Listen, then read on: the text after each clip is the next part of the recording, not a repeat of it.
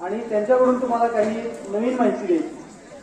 तसे आपल्याकडे सतत कार्यक्रम सुरू असतात। वर्षभर प्रत्येक आठवड्यामध्ये किमान एक तरी उपक्रम घेणारी आपली शाळा आहे। काही ना काहीतरी निमित्तानं आपण तुमच्या समोर नवीन उपक्रम ठेवतो। तर वक्तृत्व हा एक गुण आहे। चांगले कविता त्या करतात आणि विद्यार्थ्यांच्या समोर बोलणं, व्याख्यान देणं, भाषण देणं ही खरं तर खूप अवघड अशी कला आहे। ती साध्य करण्यासाठी त्यांचा प्रयत्न सुरू आहे आणि त्यांनी इच्छा व्यक्त केली की मुलांशी मला संवाद साधायचा आहे। आपण सगळेच शिक्षक तुमच्याशी बोलतात, मी कधी बोलणार। आदरणीय कराडे या मंदिर होतो, त्यांनी पुष्पवंती देऊन व्याख्याता म्हणून त्याचं स्वागत करावं।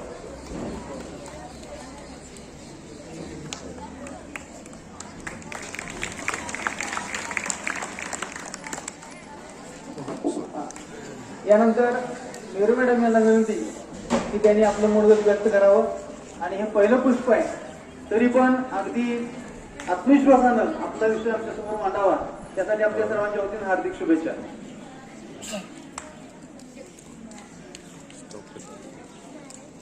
सर्वप्रथम माझ्या सर्व सहकारी बंधू भगिनींना आणि सगळ्या विद्यार्थ्यांना सुरू असलेल्या गणेशोत्सवाच्या लाख लाख शुभेच्छा। आपण सगळेजण एका वेगळ्या रंगात एका वेगळ्या धुंदीत आहोत। हे 8 ते 10 दिवस प्रत्येकाच्या जीवनात भारावलेले असतात। महाराष्ट्रातला कण आणि कण या सणात उजळून निघतो। मी तर म्हणेन की वर्षभर आपण अनेकविध सण साजरे करत असलो तरी हा सणांचा राजा असं म्हणूया, कारण या दिवसात आपण अधिक सोशल होतो, समाजामध्ये अधिक जास्त मिसळणं होतं, बरंच काही घेणं होतं, बरंच काही देणं होतं। त्यामुळं हा अतिशय आनंदाचा सण आणि त्यामुळं आज थोडंसं आपल्याला एक त्याला बारीक उदासी असते की आज बाप्पा जाणार आहे तर त्याचं विसर्जन होणार आहे आणि हा एक भाग सोडला तर आपण म्हणतो की सूर्य अस्ताला गेला तर उदय होणारच आहे। त्यामुळं हा भाग आपण गृहीत धरून पुढच्या वर्षी लवकर या असं सांगून आज बाप्पाला निरोप देऊया। आज आपल्या पंडित दिगंबर पलुसकर बहुउद्देशीय शिक्षण संस्थेच्या माध्यमिक विद्यालयात व्यासपीठावर आदरणीय करांडे सर, माझे ज्येष्ठ सहकारी Poddar sir, Sawant sir, Kudale sir, मी सगळ्यातच कनिष्ठ आहे त्यामुळे माझे सगळे ज्येष्ठ सहकारी सगळ्यांना प्रथम वंदन करते आणि एक सरांना खरंच विनंती होती, मॅडमना विनंती होती की 2 शब्द संवाद साधण्याचा व्याख्यान देण्याइतकं मी काही मिळवलं नाही आहे अजून। त्यामुळं विद्यार्थ्यांशी संवाद, कारण मला कधीच एकही तास देत नाहीत, मग म्हटलं वर्षभराचा 1 तास आजच घेऊन टाकावा या उद्देशानं तुमच्या समोर उभी आहे। फार बोर करणार नाही आहे, कारण हे मला बऱ्याच गोष्टी माहिती आहेत की आपण नेहमीच कार्यक्रम अरेंज करतो आणि मग आम्हाला त्या विद्यार्थ्यांच्या भावना कळतात। बरेच विद्यार्थी काहीतरी ग्रुपमधून बोलत जातात आणि मग लक्षात येते की आज जरा जास्तच बोर झाले, त्यामुळे हा भाग मी शक्यतो टाळणार आहे। आणि अगदी विनम्रतापूर्वक सांगते की ही जी शाळा आहे, जे तुम्ही शिक्षण घेताय विद्यार्थी म्हणून, तर आम्हीही शिकतच आहोत। मीही अजून माझ्या सहकाऱ्यांकडून शिकते। मी पोद्दार सरांकडून, बामणे सरांकडून, सावंत सरांकडून, पवार सरांकडून खूप प्रत्येकाकडून एक गुण घेण्यासारखा आहे। माझ्या सहचारिणी, माझ्या मैत्रिणी आहेत, त्यांच्याकडूनही बऱ्याच गोष्टी घेण्यासारख्या आहेत आणि अजूनही मी विद्यार्थी रशेत आहे असंच मी स्वतःला समजते। आणि त्यामुळं 2 शब्द तुमच्याशी, आणि तो मग मार्गदर्शन हा एक भाग आलाच, कारण तो वडीलधारकीच्या नात्याने आम्ही मिळवलेला एक अधिकार असतो की तुम्ही आम्हाला द्या न द्या, आम्ही वडीलधारकीच्या नात्यानं तुम्हाला काही सल्ले देणारच। मग ह्या काही मार्गदर्शनासाठी मी तुमच्या पुढे उभी आहे। आणि आपल्या शाळेनं जो हा उपक्रम केला, मी नेहमीच करांडे सरांची ऋणी याबाबत राहीन की सरांनी कधी कोणाचं पद काही पाहिलं नाही। ज्याच्याकडं आहे ना, तुम्हाला हे सादर करायचं आहे तर तुम्हाला ती संधी त्यांनी निश्चित दिली, त्याबद्दलही त्यांचे मी खूप आभार प्रथम मानते।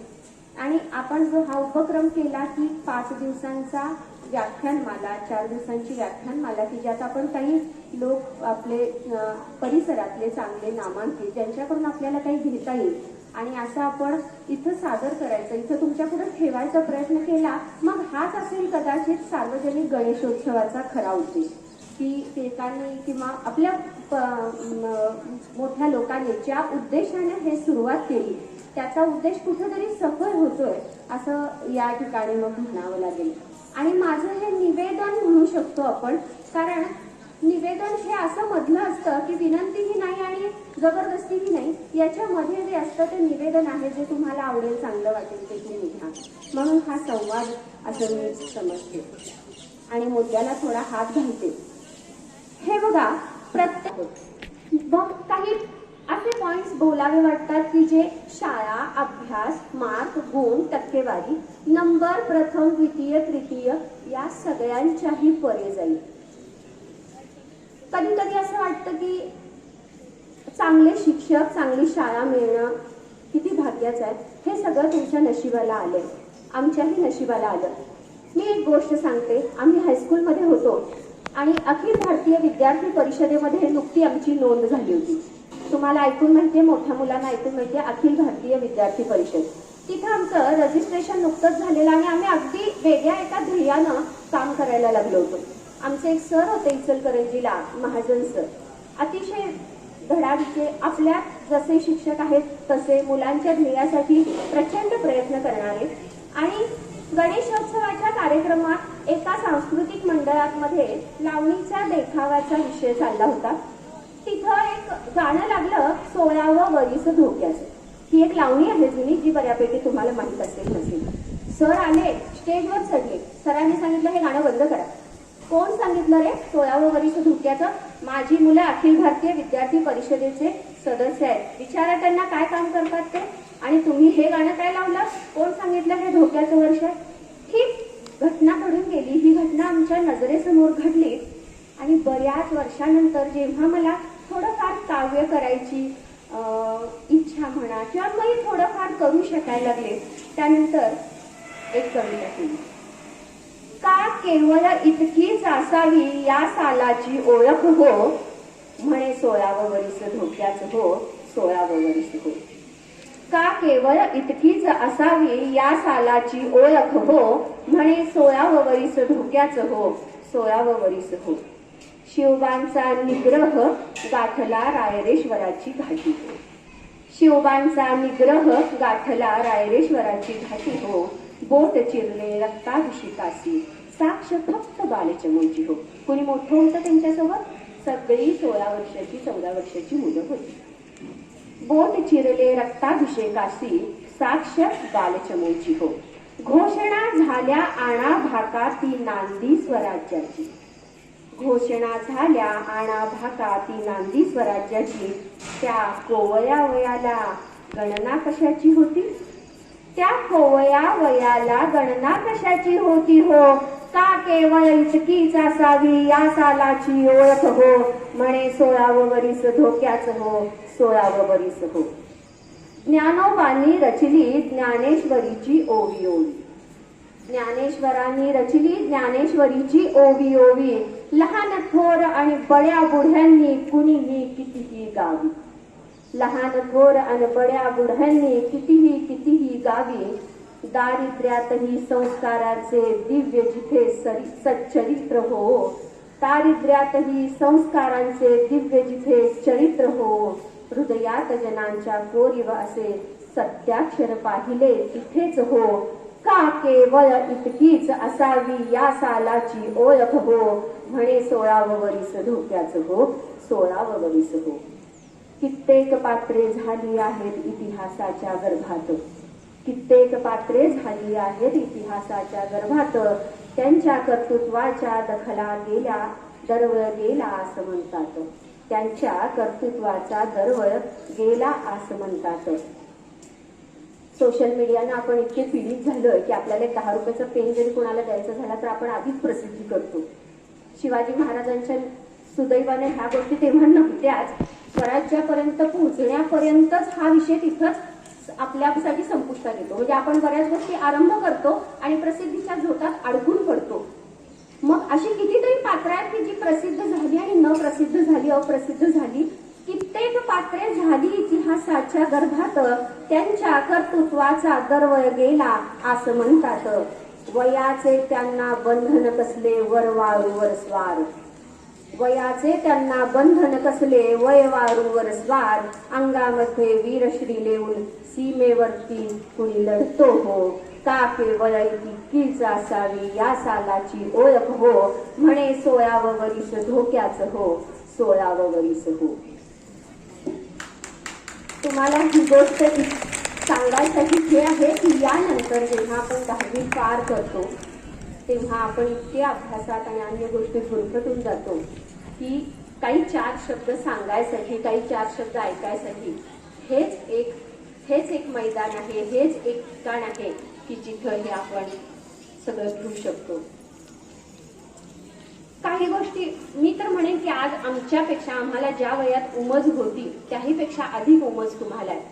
पण ही जी उमज आहे, ही प्रेरणा आहे, ही जी ऊर्जा आहे ती एका चौकोनी 6x4च्या बॉक्समुळं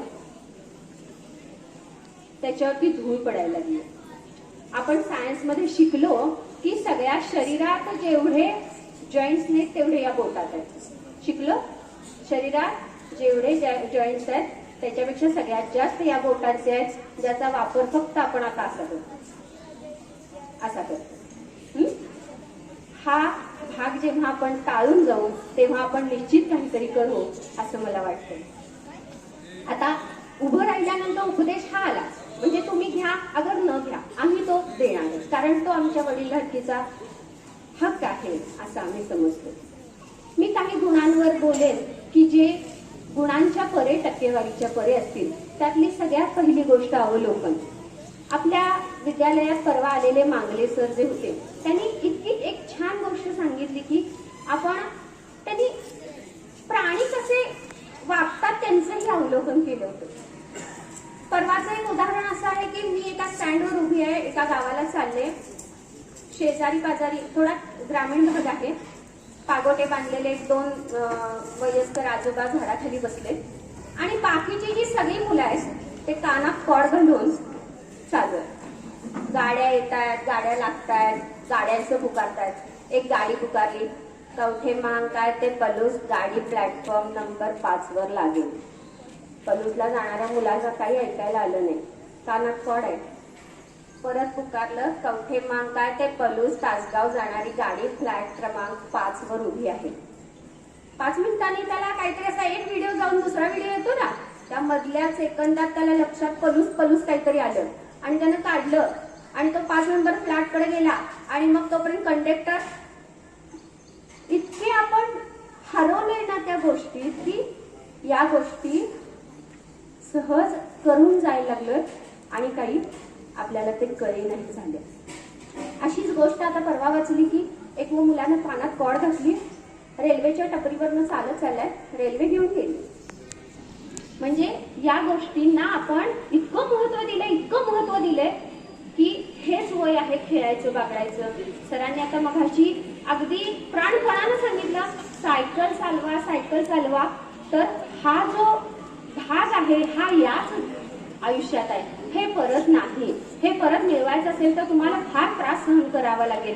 हे जे आज मिळतंय हे अतिशय सहज आहे आणि म्हणून मला असं वाटतंय की हा एक भाग झाला. दुसरा गोष्ट आहे की आचरण. यात आचरणात विद्यार्थ्यांना आधी विनम्रता पाहिजे असं आपल्या सगळ्या शिक्षकांचं मत येतं. तर मी याच्यावरून एक गोष्ट सांगेन. एकदा super duper star Amitabh Bachchan यांनी सांगितलेली स्वतःच्या आयुष्यातली गोष्ट ही अशी आहे की एकदा ते विमानात बसले,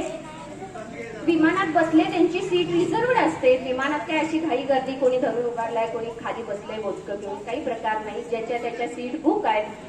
अमिताभ बच्चन त्यावेळी यशाच्या शिखरावर होते. वय होतं 37-38 वर्ष आणि विमानात बसल्यानंतर बरेच लोक उभे राहिले. कुणी हस्तांदोलन करतंय, कुणी मोबाईल नव्हते सुदैवानं, तर कुणी 1-2 फोटोग्राफर होते, त्यांनी फोटो काढले. बऱ्याच लोकांनी त्यांच्यासोबत फोटो काढून घेतले.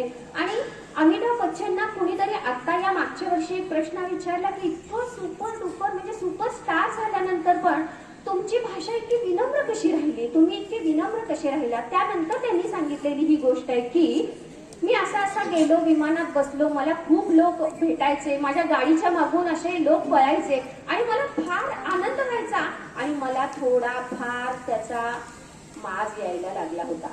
मी त्या प्रोसिजरमध्ये जायला लागलेलो की मला आता थोडीशी माझ्याकडे प्रौढी वाढायला लागली होती. लोक मला माझे फोटो लावतायत, माझी एक सही घ्यायसाठी 1000 लोक पडून मरून माझी एक सही घेतात आणि ह्याचा मला कुठेतरी आनंद वाटत होता, प्रौढी वाटायला लागली होती. आणि ह्याच तो पिरियड होता. मी विमानात बसलो. विमानात बसल्यानंतर माझी जागा ही खिडकीच्या अलीकडची 1 नंबर होती आणि माझ्या शेजारी खिडकीला एक गृहस्थ बसले होते. स्वच्छ पांढरा रेघाचा पांढरा शर्ट, साधीशी पॅन्ट, हातात वर्तमानपत्र, चष्मा आणि अतिशय सद्गृहस्थ वाटणारे, पण फार श्रीमंती नाही, विमानात कसमोस पैसे जमवून बसले असतील अशी वाटावी अशी आर्थिक परिस्थिती. मी बसलो त्यांच्या शेजारी. त्यांनी माझ्याकडे एक नजर पाहिली. ते बारीकसे हसले, पण त्यांच्या चेहऱ्यावर प्रचंड आभा होती. डोळ्यात खूप मोठं तेज होतं. आणि बाकीचे लोक यायला लागले. निम्मा प्रवास तर आमचा हाय हॅलो करण्यातच. मी ज्या ठिकाणी बसलोय त्या ठिकाणवरून मी लोकांना हात करत होतो.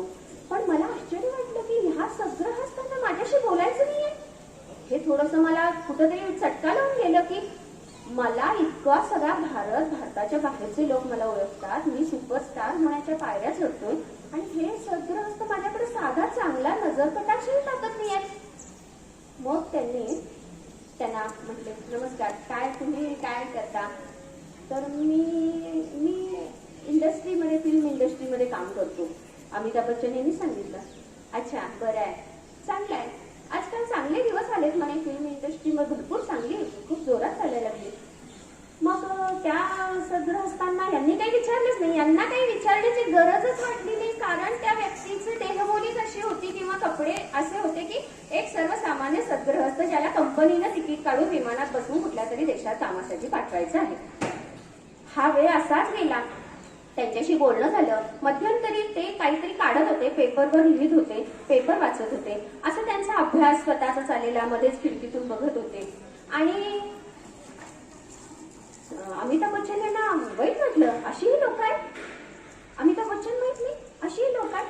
त्यांनी विचारलं, तुम्ही कधी फिल्म वगैरे पाहिली? हा, मी पाहिला होता फिल्म, पण माझ्या लक्षात नाही आता त्यातली काही पात्र वगैरे, आणि असं मला फारसं काही माहिती नाही. ही वाली म्हटले मला की फिल्म बद्दल काही माहिती नाही असं, आणि तो पिक्चरचा सुवर्ण काळ होता. हे झालं. 1.25 तास गेला. जिथं जायचं होतं तिथं पोहोचले. उतरताना बच्चन यांनी त्यांना म्हटले की पुन्हा भेटू. ते म्हणाले, ठीक आहे, मी तुम्हाला पुन्हा निमंत्रण पाठवेन. बच्चन यांना आश्चर्य वाटलं. नमस्कार, मी JRD टाटा. एकच वाक्य बोलले आणि ते उतरले. त्या दिवशी माझा जो काही माज होता तो उतरला, असं त्यांनी स्पष्ट शब्दात सांगितलं. म्हणजे मी अजूनही त्या प्रोसिजरमध्ये चाललेलो. मी विनम्रता काय असते हे जगातल्या कणा करून घेतले. मी छोट्या 5 वर्षाच्या मुलाकडून घेतले, 50 वर्षाच्या मध्यमाकडून घेतले, 80 वर्षाच्या वृद्धाकडून घेतले, आणि घटवून आज कुठंतरी विनम्रतेच्या मी मार्गावर चालू शकतोय असं मला वाटतंय. ही किती मोठी विनम्रता की मी अजूनही विनम्र झालोय असं त्यांना म्हणायचं नाहीये, की मी विनम्रतेच्या मार्गावर चालू शकतो आहे असं मला वाटतंय.